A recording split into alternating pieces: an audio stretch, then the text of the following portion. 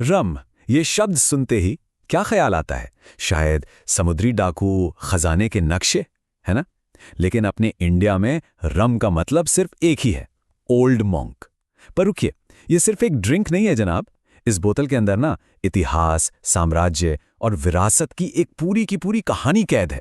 तो सोचिए, अगर ये बोतल बोल सकते तो ये हमें क्या क्या बताती? चलिए आज इसी सवाल का जवाब ढूंढते हैं और पलटते हैं इस मशहूर बोतल के कहानी के पन्ने। अब देखिए, ओल्ड मॉन्क तक पहुंचने से पहले हमें रम के अपने कह सकते हैं एक सीक्रेट और काफी डार्क पास्ट में झांकना होगा। ये कहानी शुरू होती है चीनी से, गुलामी से और एक अजीब से नाम वाली ड्रिंक से, किल डेविल। चलिए चलते हैं 17वीं सदी के कैरेबियन में। अंग्रेजों ने वहां चीनी की बड़ी बड़ी फैक्ट्रियां खड़ी की और इन फैक्ट्रियों में काम करने के लिए अफ्रीका से लोगों को गुलाम बनाकर लाया गया। और आयरनी देखिए, जिन लोगों से गन्ने की खेती करवाई जा रही थी, उन्हीं को गन्ने से अपने लिए शराब बनाने की इजाजत नहीं थी। तो फिर उन्होंने क्या किया? उन्होंने निकाला एक जुगाड़। फैक्ट्री से निकलने वाला एक काला, गाढ़ा सा बदबूदार वेस्ट, जिसे आज हम मोलासेस या शीरा कहते हैं, बस उसी से बनी दुनिया की पहली रम। अच्छा, तो ये जो शुरुआती ड्रिंक थी ना, वो इतनी कड़क और असरदार होती थी कि अंग्रेजों ने इसका नाम रख दिया किल डेविल, मतलब शैतान को भी मार दे। इसका एक और बड़ा मजेदार नाम था रम बुलियन, जिसका मतलब होता है हंगामा। बिल्कुल सही सुना, हंगामा। और बस यही रम बुलियन बाद में छोटा होकर रम बन गया। तो अगली बार जब कोई रम कहे तो याद रखिएगा, इसके नाम में ही हंगामा है। तो ये तो हुई रम की ग्लोबल कहानी। अब इस कहानी का रुख मोड़ते हैं भारत की तरफ, और ये जानकर शायद थोड़ी हैरानी हो कि इंडिया की सबसे पसंदीदा रम में से एक की जड़ें ब्रिटिश राज के एक बहुत ही बदनाम दौर से जुड़ी हुई हैं। ये कहानी शुरू होती है साल 1855 में। एक अंग्रेज था, एडवर्ड एब्राहम डायर। इसने हिमाचल के कसौली में एक ब्रुअरी खोली, डायर ब्रुअरी, और यहीं पर बनी एशिया की पहली बियर, लायन बियर। और ये बियर उस वक्त के ब्रिटिश सैनिकों में इतनी पॉपुलर हुई कि बस पूछिए मत। लेकिन इस कहानी में एक बहुत ही डार्क ट्विस्ट है।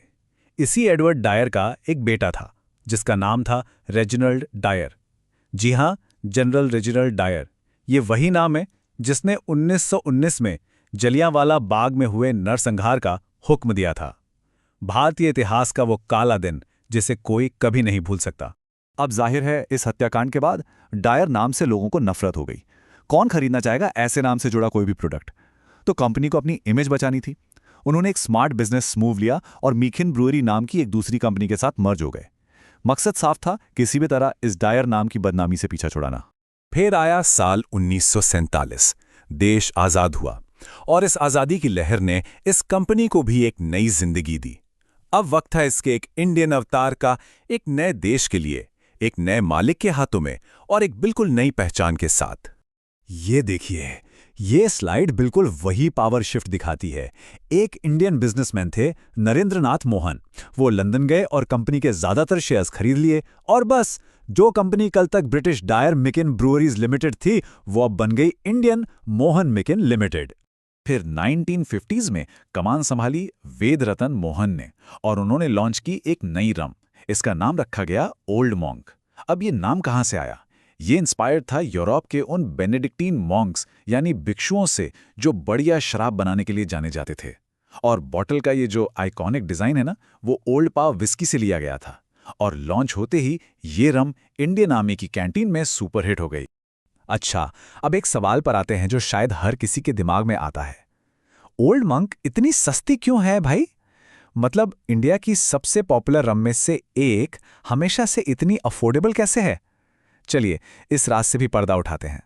देखिए, इसके इतना किफायती होने के पीछे 3 सिंपल से कारण हैं। नंबर 1, ये महंगे गन्ने के जूस से नहीं बनती, बल्कि चीनी मिल के सस्ते से बाय प्रोडक्ट यानी मोलासिस से बनती है। नंबर 2, इसे सालों साल महंगी लकड़ी के बैरल में नहीं रखा जाता। इसकी जगह आर्टिफिशियल कलर और फ्लेवर यूज होते हैं। और नंबर 3, और शायद सबसे बड़ी वजह, कंपनी ने आज तक एडवर्टाइजिंग पर 1 रुपया खर्च नहीं किया। 0 एड बजट, कोई सेलिब्रिटी नहीं, कोई बड़े बड़े इश्तिहार नहीं। तो दशकों तक मार्केट पर राज करने के बाद आज कहानी थोड़ी बदल गई है। इस मॉन्क की विरासत अब फीकी पड़ती दिख रही है। ब्रांड एक अनिश्चित भविष्य का सामना कर रहा है। और यही हमारी कहानी का अब अगला चैप्टर है। ये चार्ट देखिए, पूरी कहानी साफ हो जाएगी। साल 2014 तक ओल्ड मॉन्क दुनिया में सबसे ज्यादा बिकने वाली रम थी, नंबर 1। लेकिन 2014 के बाद चीजें बदलने लगी। नई जनरेशन का टेस्ट बदला, मार्केट में नए फैंसी प्रीमियम ब्रांड्स आ गए और पहली बार इस लेजेंडरी ब्रांड को नुकसान झेलना पड़ा। पर रुकिए, कहानी अभी खत्म नहीं हुई है। बदलते वक्त के साथ कदम मिलाने के लिए कंपनी भी अब नए नए एक्सपेरिमेंट कर रही है। वो अब कॉफी रम, वाइट रम और बियर जैसे नए प्रोडक्ट्स भी मार्केट में ला रही है। कोशिश यही है कि नई पीढ़ी के साथ कनेक्शन बना रहे। तो आखिर में हम उसी सवाल पर वापस आते हैं, क्या ओल्ड मॉन्क सिर्फ एक पुराना आउटडेटेड ब्रांड है जो बस हमारी यादों का हिस्सा बनकर रह गया है, या फिर ये गुलामी से लेकर आज़ादी तक और फिर जबरदस्त कामयाबी से लेकर आज के स्ट्रगल तक की कहानी कहती हुई बोतल में बंद एक जिंदा इतिहास है? इसका जवाब शायद इस बात में छिपा है कि जब हम इस बोतल को देखते हैं तो हमें इसमें क्या नजर आता है।